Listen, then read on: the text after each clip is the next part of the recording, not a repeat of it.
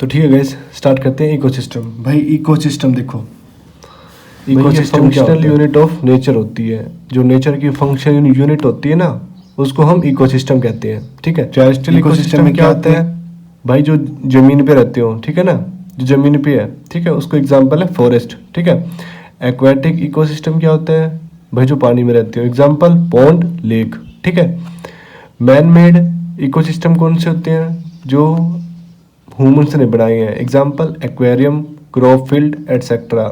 Aquarium अपने को पता ही है, क्रॉप फील्ड मतलब जहाँ खेती करते हैं, है ना। इतना ये तो क्लियर हो गया इकोसिस्टम होता क्या है। ठीक है, अब बात करते हैं स्ट्रेटिफिकेशन क्या होती है। भाई मतलब एनसीईआरटी में स्पेशल वर्ड दिया गया स्ट्रेटिफिकेशन क्या होता है, इसके बारे में बताया गया। इसमें वर्टिकल डिस्ट्रीब्यूशन ऑफ स्पीसीज, मतलब वर्टिकल डिस्ट्रीब्यूशन मतलब देखो, वर्टिकल डिस्ट्रीब्यूशन होता है, अगर बना रखा है, ये देखो, ये आपको लाइन दिख रही है ना, अगर मतलब ऐसे लाइन कटेगी ना तो ये होगी हॉरिजॉन्टल, ऐसे कटेगी तो होगी वर्टिकल। ठीक है, तो ये वर्टिकल डिस्ट्रीब्यूशन होता है स्पीसीज का। एग्जांपल अब आपको दूं, ऐसे ही याद करना है, जैसे मैंने लिख रखा है ना वैसे याद करना है। ट्री सबसे पहले दिन ये मतलब यहाँ से याद कर लो भाई, ग्रास होती है, फिर हर्ब्स आते हैं, फिर श्रब्स आते हैं, फिर ट्रीज होती है। कहाँ होती है, फॉरेस्ट में होती है। ठीक है ना, इसी को स्ट्रेटिफिकेशन कहते हैं। ठीक है, अब पढ़ते हैं फंक्शनल कंपोनेंट ऑफ इकोसिस्टम। भाई मतलब इकोसिस्टम के कंपोनेंट्स क्या क्या हैं। ठीक है, सबसे फर्स्ट आता है प्रोडक्टिविटी। भाई प्रोडक्टिविटी क्या क्या है, rate of biomass production. Biomass क्या होता है, बायोमास आप खाना समझ लो। ठीक है, खाना। और प्रोडक्टिविटी का मतलब क्या होता है भाई, जो प्लांट्स है जो खाना प्रोड्यूस करते हैं उसको मतलब प्रोडक्शन कहते हैं, प्रोडक्टिविटी कहते हैं। ठीक है ना, बायोमास प्रोडक्शन, भाई जो बायोमास मतलब खाना का जो प्रोडक्शन होता है उसको प्रोडक्टिविटी कहते हैं, है ना। जो प्लांट्स है जो खाना प्रोड्यूस करते हैं उनको प्रोडक्टिविटी कहते हैं ना। जो जितना बायोमास का प्रोडक्शन होगा उतनी प्रोडक्टिविटी ज़्यादा होगी ना। ठीक है, अब इनकी यूनिट की बात करते हैं। देखो, यूनिट मास के टर्म में ग्राम में आ गई, और किलो कैलोरी की टर्म मतलब एनर्जी के टर्म में आ गई, है ना। ठीक है, ये आपको याद करनी है। ठीक है, अब बात करते हैं प्रोडक्टिविटी के भाई मतलब पार्ट्स हैं। ठीक है, प्राइमरी प्रोडक्टिविटी और सेकेंडरी प्रोडक्टिविटी। पहले देखते हैं प्राइमरी प्रोडक्टिविटी मतलब बायोमास प्रोडक्शन बाय प्लांट्स। जितना बायोमास का प्रोडक्शन है ना वो सिर्फ प्लांट से हो। देखो इसमें जीपीपी, भाई ये फुल फॉर्म यार आती तो नहीं है, पर वैसे देखो पता होना चाहिए। जीपीपी का मतलब होता है ग्रास प्राइमरी प्रोडक्टिविटी। ठीक है, इसमें क्या होता है, total biomass produced by plants. भाई देखो ग्रास मतलब ग्रास से आ गया, ग्रास किस में आता है, प्लांट्स में आता है। और जीपीपी मतलब टोटल बायोमास प्रोड्यूस कहाँ से होगा, प्लांट से। ठीक है, अब सेकंड आता है नेट पीपीपी, मतलब नेट प्राइमरी प्रोडक्टिविटी। ठीक है, इसमें क्या होगा भाई, जो ग्रास प्रोडक्टिविटी है ना वो माइनस हो जाएगी किससे, आर से। आर मतलब रेस्पिरेटरी लॉस, मतलब जितना यार जो कुछ खाना खा रहे हैं, जो प्लांट्स खाना खा रहे हैं, तो उन्हें भी तो एनर्जी लगेगी ना, वही होता आर। ठीक है, अब जीपीपी माइनस आर कर देंगे तो अपने पास एनपीपी आ जाएगा, है ना। तो हमारे लिए इम्पोर्टेंट एनपीपी है। ठीक है जी, अब बात करते हैं, देखो इसमें तो एक इम्पोर्टेंट लाइन लिख रखी है, वो आपको ध्यान देना है। Annual NPP of whole biosphere is 170 billion tons. भाई जितनी भी अपने साल की है ना एनपीपी बायोस्फीयर में, वो 170 बिलियन टन्स है। ठीक है, और जिसमें से अपने को सिर्फ इनमें से एक चीज़ याद करनी है, मतलब 170 बिलियन टन्स हमें पता चल गया एनपीपी है भाई। ठीक है, ओशन की 55 बिलियन टन्स है। 170 में से 55 माइनस करेंगे तो 115 आएगा ना, बस वो लैंड बच गई। तो सेकेंडरी प्रोडक्टिविटी क्या होती है भाई, सेकेंडरी प्रोडक्टिविटी होती है बायोमास प्रोडक्शन बाय कंज्यूमर। जितना बायोमास का प्रोडक्शन है ना, किसे, कंज्यूमर। कंज्यूमर क्या होता है भाई, जो जिसने खाना खा लिया। बायोमास मतलब खाना, ठीक है, जो प्लांट्स देती हैं, और जिसने खाना खा लिया वो कंज्यूमर। प्रोड्यूसर फिर वो कंज्यूमर। समझ गए ना आप, प्रोड्यूसर तो भाई वो होता है जो खाना बनाता है, और कंज्यूमर जो खाना खाता है, ठीक है। अब आते हैं डिकम्पोजिशन। वर्टिकल और हॉरिजॉन्टल के बारे में आपको बता ही दिया। वर्टिकल मतलब सीधी लाइन, ठीक है। हॉरिजॉन्टल मतलब इस टाइप की, ठीक है। ये हॉरिजॉन्टल लाइन होगी, ये वर्टिकल हो गई। मतलब किसी को पता नहीं होता ना, तो यार कोई शर्माने की बात तो है नहीं भाई। डिकम्पोजिशन में देखो 2 टाइप्स होते हैं। वो क्या होता है? डिट्राइटस क्या होता है? मटेरियल विच इज डिकम्पोज्ड, मतलब जो मटेरियल है वो मिट्टी में मिल जाता है, उसको डिकम्पोजिशन वो होता है ना, डिकम्पोज। मतलब कोई पत्ती है, ठीक है, पेड़ से गिरी है, तो वो डिकम्पोज हो जाएगी ना। विच डू द डिकम्पोजिशन, जो ऑर्गेनिज्म है वो डिकम्पोजिशन करते हैं, ठीक है। देखते हैं स्टेप बाय स्टेप में। फ्रेगमेंटेशन, लीचिंग और कैटाबोलिज्म, ये तीनों साथ चलते रहते हैं, ठीक है। और ह्यूमिफिकेशन और मिनरलाइजेशन ये अलग मान लो, ठीक है। ये तीनों तो साथ चलते रहेंगे, इनका काम है बिल्कुल साथ में होता रहेगा। फ्रेगमेंटेशन का काम क्या होता है भाई? Breaking detritus to small particles, जो डिट्राइटस है ना उनको स्मॉल पार्टिकल्स में तोड़ने का काम फ्रेगमेंटेशन का होता है, ठीक है। लीचिंग क्या करता है भाई? जो वाटर सोल्यूबल है, न्यूट्रिएंट्स गो डाउन, जो वाटर के सोल्यूबल है, जो न्यूट्रिएंट्स के वो नीचे जाते हैं into soil and get precipitated, वो प्रेसिपिटेटेड हो जाते हैं जैसे एज अनअवेलेबल साल्ट, ठीक है। कैटाबोलिज्म भाई रिएक्शन है, केमिकल रिएक्शन है, पता ही है, ठीक है। बैक्टीरिया एंड फंगी, जो बैक्टीरिया एंड फंगी है डिग्रेड होते हैं किसमें? Detritus into simple inorganic substance, बहुत ही इंपॉर्टेंट है। बैक्टीरिया एंड फंगी डिग्रेड हो जाते हैं डेट्राइटस में इनटू सिंपल इनऑर्गेनिक सब्सटेंस, ठीक है जी। Humification, formation of humus. Humus के मैंने देखो यहाँ इसको अच्छी तरह बताया नहीं है, देखो यहाँ नीचे बता रखा है क्योंकि यहाँ जगह कम थी, ठीक है ना। मिनरलाइजेशन क्या होता है? Release of inorganic nutrients from humus, भाई जो इनऑर्गेनिक न्यूट्रिएंट्स से रिलीज होते हैं ह्यूमस, उसको कहते हैं, ठीक है ना। मिनरलाइजेशन क्या होता है भाई? ह्यूमस पढ़ते हैं। Highly resistance to microbial action, भाई बहुत रेजिस्टेंस होता है किसके लिए? माइक्रोबियल जो एक्शन होते हैं ना उसके लिए। डिकम्पोजिस वेरी स्लोली, डिकम्पोजिस वेरी स्लोली मतलब भाई जिनका डिकम्पोजिशन होगा ना वो बहुत स्लो होगा, ठीक है। रिजर्वायर ऑफ न्यूट्रिएंट्स, रिजर्वायर का मतलब क्या होता है? भंडार, न्यूट्रिएंट्स का भंडार होता है इनके पास, ठीक है जी। चलो जी आप पढ़ते हैं रेट ऑफ डिकम्पोजिशन क्या होता है। If hot and moist environment होगा तो फास्ट होगा, ठीक है ना, फास्ट डिकम्पोजिशन होगा। अगर if detritus has more chitin and lignin, chitin and lignin क्या होता है भाई?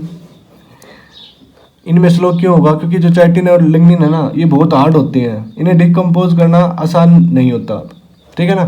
तो प्रोसेस कैसा होगा? स्लो होगा, इसमें फास्ट प्रोसेस होगा, ठीक है जी। तो गाइज अब हम पढ़ते हैं एनर्जी फ्लो क्या होता है भाई, ठीक है। एनर्जी फ्लो क्या होता है भाई?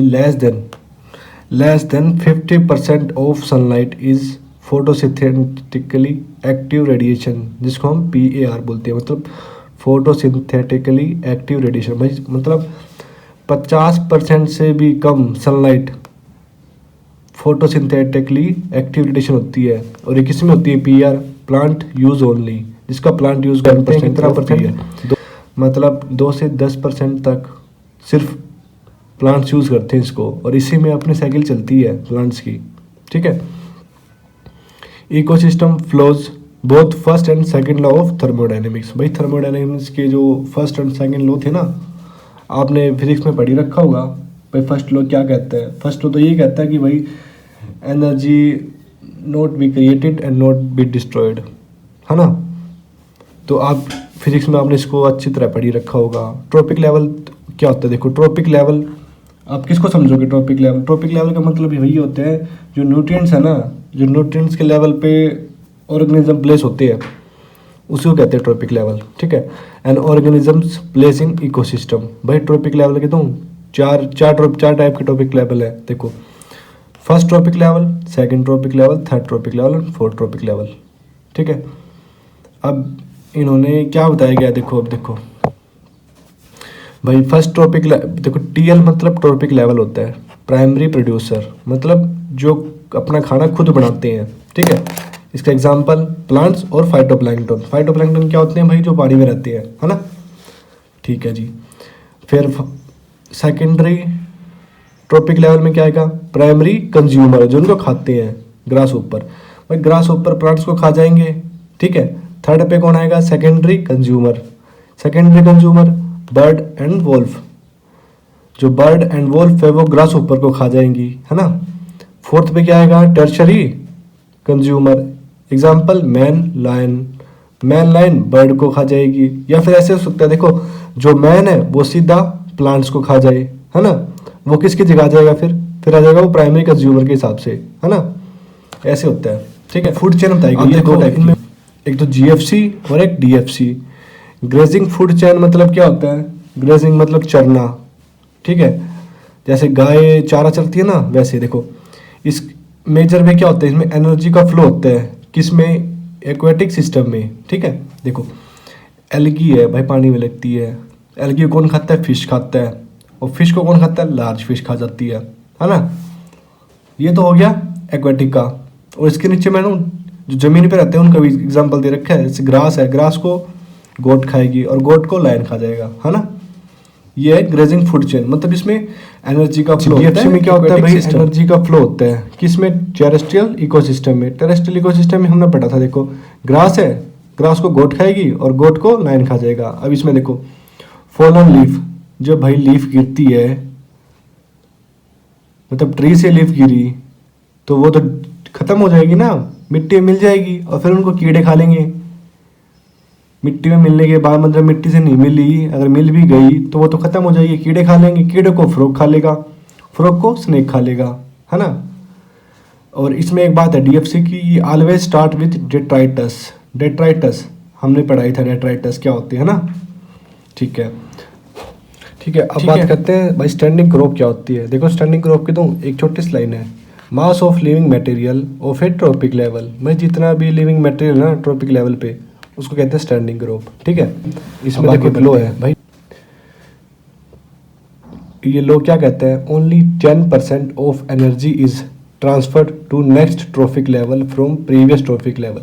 भाई 10% एनर्जी ही ट्रांसफर्ड होगी, कहाँ पर, नेक्स्ट ट्रॉपिक लेवल से, जो प्रीवियस ट्रॉपिक लेवल है ना वहाँ तक, ठीक है। अब देखो, अब आपको ये 4 डायग्राम दिख रहे होंगे ना भाई, बहुत ज़्यादा इंपॉर्टेंट है, नीट में सीधा क्वेश्चन आता है इसमें से, और एक एक को बहुत अच्छी तरह समझेंगे। देखो क्या कहना है, देखो भाई फर्स्ट ट्रॉपिक लेवल नीचे वाला होगा, इसीलिए मैंने ये नीचे वाला बनाया था ना, फर्स्ट ट्रॉपिक लेवल मैंने नीचे लिखा था, फिर सेकंड, फिर थर्ड, फिर फोर्थ, है ना, इसलिए मैंने फर्स्ट सेकंड थर्ड नीचे लिखा था। अब यहाँ से समझो भाई, ये फर्स्ट ट्रॉपिक लेवल हो गया, ये सेकंड ट्रॉपिक लेवल हो गया, ये थर्ड हो गया, ये फोर्थ हो गया, ऐसे ही सब में है, ठीक है भाई। देखो नीचे वाला क्या होगा भाई, फर्स्ट ट्रॉपिक लेवल में हमने क्या पढ़ा था भाई, प्राइमरी प्रोड्यूसर होते हैं, मतलब जो खुद का खाना बनाते हैं, और बाकी ये तीनों है ये डिपेंड होते हैं, ये खुद का खाना नहीं बनाते, है ना भाई। जो फर्स्ट ट्रॉपिक लेवल है उसमें 58,42,000 इनकी मात्रा है, ठीक है ना। और फिर सेकंड पे देखो 708,000, फिर थर्ड पे 354,000, और फोर्थ पे कौन आएगा, 3, बस, ठीक है। ये आपको नंबर याद करने हैं, ठीक है। इसमें क्या लिख रखा है, देखो pyramid of numbers in grassland ecosystem. जो पिरामिड के नंबर्स है ना वो ग्रासलैंड इकोसिस्टम में वेरी करते हैं ये, ठीक है। अब आते हैं पिरामिड ऑफ बायोमास। भाई बायोमास मतलब प्राइमरी प्रोड्यूसर कितने हैं, 809, और फिर इन पे डिपेंड कितने रहते हैं, 37, और 37 के ऊपर डिपेंड कितने रहते हैं, 11, और 11 के ऊपर 1.5, ठीक है। ये पिरामिड ऑफ बायोमास हो गया। अब पढ़ते हैं, देखो ये तो छोटा है फर्स्ट ट्रॉपिक लेवल, और सेकंड ट्रॉपिक लेवल बड़ा दिखा रखा है ना। ये तो प्राइमरी प्रोड्यूसर हो गया और कंज्यूमर बड़ा हो गया, मतलब प्रोड्यूसर तो छोटा हो गया जो खाना बनाता है, और कंज्यूमर जो खाने वाले लोग ज्यादा हो गए, है ना। बनाने वाले तो 4 है और खाने वाले 21 है ना। जो 4 है वो फाइटोप्लैंक्टन, मतलब फाइटोप्लैंक्टन मतलब छोटे कीड़े होते हैं जो पानी के साथ मतलब फ्लो करते हैं, है ना। फाइटोप्लैंक्टन तो वही होते हैं भाई जो खुद का खाना बना ले, और जू प्लैंक्टन जो दूसरों पर डिपेंड होते हैं, ठीक है। इसलिए बोला गया है inverted pyramid of biomass in aquatic ecosystem. ये सिर्फ एक्वेटिक इकोसिस्टम में होगा इन्वर्टेड, ठीक है। ये हमेशा याद रखना, ये भाई आया हुआ क्वेश्चन है, याद रखना, ठीक है। और देखो फोर्थ में क्या क्या रखा है, pyramid of energy always upright, भाई बढ़ती जाएगी ऊपर की तरफ। देखो जो प्रोड्यूसर था, ये primary producer, primary consumer, secondary consumer, tertiary consumer. भाई यहाँ 10,000, वहाँ 1,000, फिर 100, फिर 10, मतलब ऊपर की तरफ बढ़ रही है ना। तो ये था, इसमें से क्वेश्चन हमेशा आते हैं, ठीक है, ये ध्यान रखना। चलो अब पढ़ते हैं लिमिटेशन ऑफ पिरामिड। भाई लिमिटेशन ऑफ पिरामिड क्या है, ठीक है। देखो इसने देखो क्या बताया गया है, don't considered species belonging to more than 1 trophic level. मतलब पिरामिड के अंदर किसी भी स्पीसीज को मतलब 1 ट्रॉपिक लेवल पर रखा जाता है ना। एक से ज़्यादा स्पीसीज को हम इग्नोर कर देते हैं, ये मैंने आपको पहले ही बताया था। जैसे जो मैन था वो प्लांट्स को भी खा सकता है ना। अज्यूम से simple food chain then almost never, अब जो ये अज्यूम से simple food chain then almost never exist है ना। अब इसको एकदम मैं आपको सिंपल क्या है भाई, ग्रास है, ठीक है, ये ग्रास हो गया। ग्रास को कौन खाएगा, बकरी खाएगी, और बकरी को कौन खाएगा, बकरी को खाएगा लायन, है ना। ये तो जो प्रकृति हमें कहती है ना कि ऐसे होता है, भाई ऐसे तो होता ही नहीं, ठीक है। क्या मतलब कंडीशन क्या बनेगी, ग्रास को कौन खाएगा, ग्रास ऊपर खाएगा, ग्रास ऊपर खा जाएगा, और ग्रास ऊपर को कौन खा जाएगा, भाई फ्रॉग खा जाएगा, ठीक है। और फ्रॉग को कौन खा जाएगा, भाई फ्रॉग को खा जाएगा स्नेक, ठीक है। और स्नेक को फिर कौन खा जाएगा, स्नेक को खा गया मान लो बर्ड, ठीक है। और बर्ड को कौन खा गया, ये मान लो ह्यूमन, ठीक है, ह्यूमन खा गया। और ह्यूमन की दूसरी साइकिल होगी ना, ये तो फर्स्ट साइकिल होगी जो हम अज्यूम करते हैं, ठीक है, और ये दूसरी साइकिल होगी। इन्होंने यही बात इन्होंने बोली है, क्या बोली है, अज्यूम से simple food chain then almost never exist. जो सिंपल फूड चेन है ना वो कभी खत्म नहीं होती, ठीक है। नो प्लेस फॉर सेप्रोफाइट्स, मतलब डिकम्पोजर्स, इनकी तो कोई वैल्यू नहीं है। डिकम्पोजर मतलब कोई जगह ही नहीं है, ठीक है। अब आती है इकोलॉजिकल सक्सेशन क्या होता है। देखो इकोलॉजिकल सक्सेशन क्या होता है, एंड फेयरली प्रेडिक्टेबल, मतलब ग्रेजुअल मतलब धीरे धीरे, फेयरली प्रेडिक्टेबल मतलब अनुमान, धीरे धीरे अनुमान है कि चेंज इन स्पीसीज में चेंज होगा। कंपोजिशन कैसे, वो भी एक एन एरिया में, ठीक है। जो इकोलॉजिकल सक्सेशन है कहाँ मिलती है, सीन इन कम्युनिटीज में मिलती है। जो इकोलॉजिकल सक्सेशन है सिक्वेंशियल एंड ऑर्डरली, भाई सीक्वेंस में होती है एंड ऑर्डरली होती है, ठीक है।